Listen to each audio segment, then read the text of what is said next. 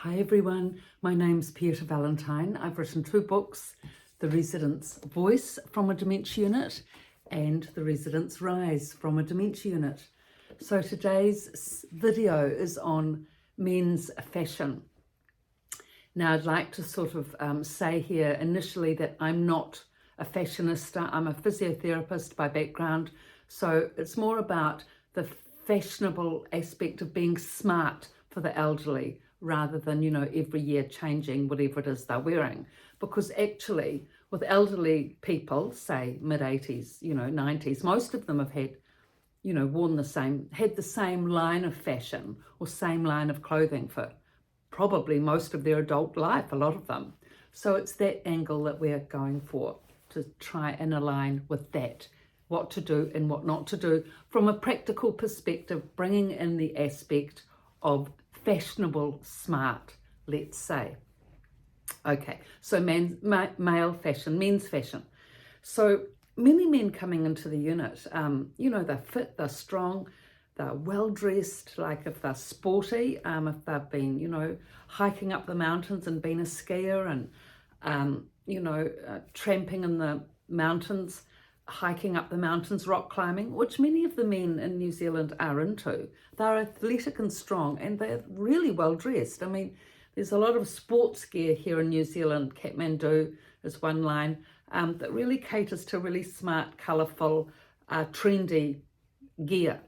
And men, especially the younger men, say in their early 70s, come in equipped in this gear and they look great. Excellent.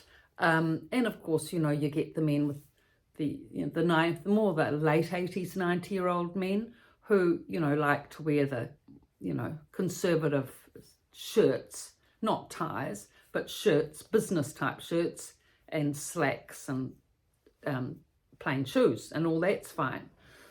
But what not to do, and it does happen quite a lot, and this is what I'd like to mention here. What not to do is to go completely out of line with what the fashion taste of that man would be.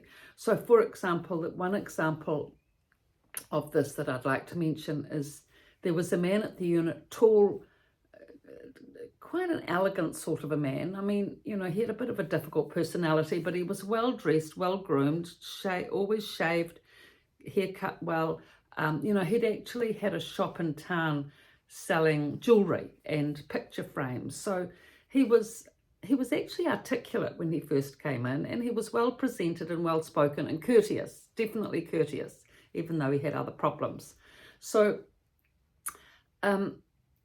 he always wore business shirts. Now that's fine, though they are a bit uncomfortable, I have to say, for everyday wear, and all those buttons and collars and starch and cuffs and all the rest of it. But anyway, he wore those. Obviously, he'd worn those with, suit pants each day and probably a jacket to work. Anyway, he had all these business shirts. But what happened was, for whatever reason, maybe the carer suggested it, which they often do if the person is difficult to dress, to get a pair of track pants, because they're easy to put on, of course, and they're stretchy and elastic waistband, no problem. But, unless they're equipped with other gear to match, they really look so out of place. So this man was actually quite fit. He walked well. He seemed reasonably independent. I mean, maybe he needed some help with cares, but it wouldn't have been too much.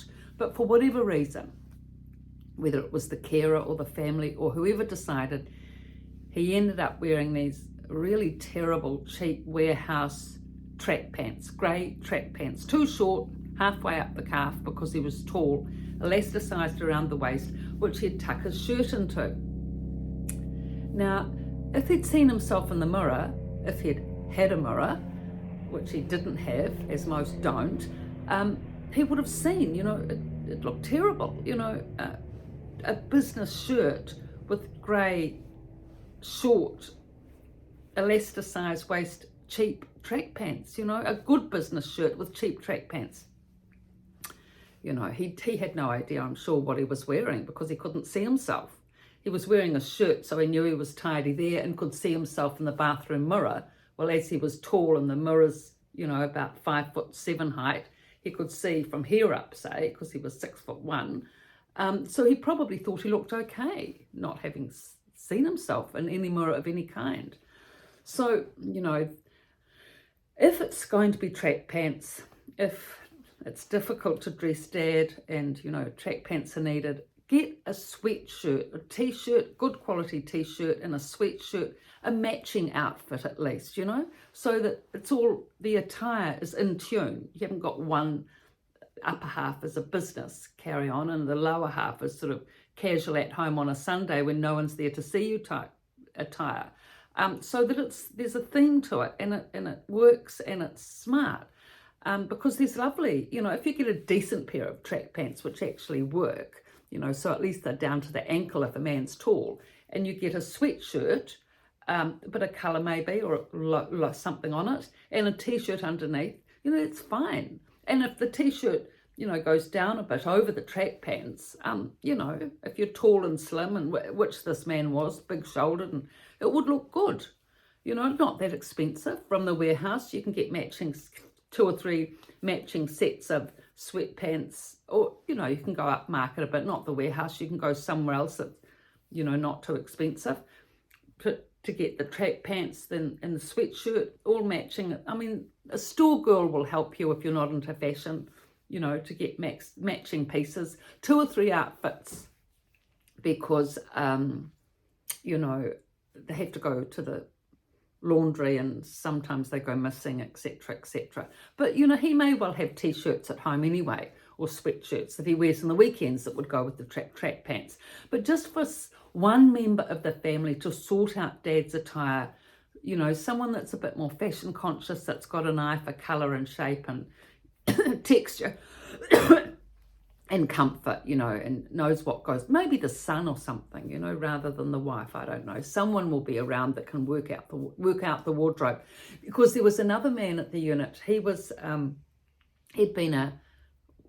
he was into business, he'd had car yards and things and boats, and I mean, he was a big deal business guy, done well in all his businesses, really trendy, fabulous wardrobe, tall, broad-shouldered, younger, early 70s, really pleasant guy, very good to everyone, very nice.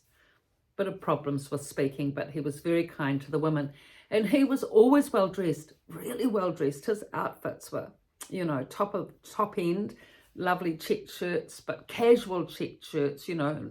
And he always wore jeans and a really nice jacket. He always looked great, just that, you know, nice shoes, that's it. And the women always used to praise him on his dress.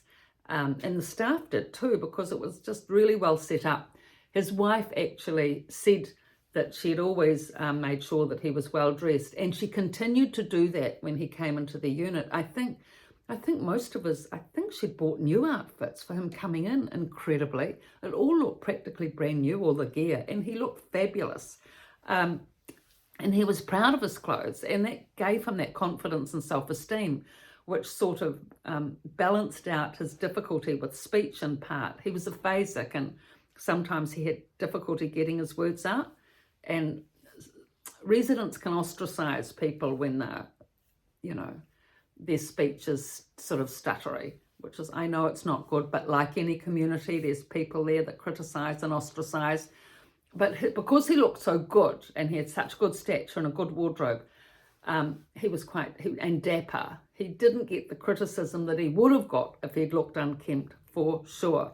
So this is how wardrobes help, you know, and with a little bit of time and energy from someone in the family that, you know, can take the time to go to the shop and work things out.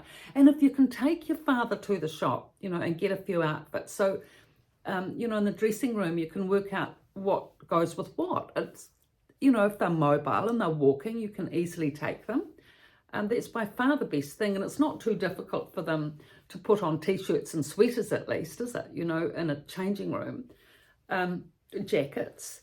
So, you know, it's just this time and energy putting into these things and making sure that they have a mirror, the trusty mirror, in the bedroom so they can see themselves. So, time's up. Thank you for your subscriptions. I can see that increasing and I really, really appreciate it. Your likes and comments, thank you.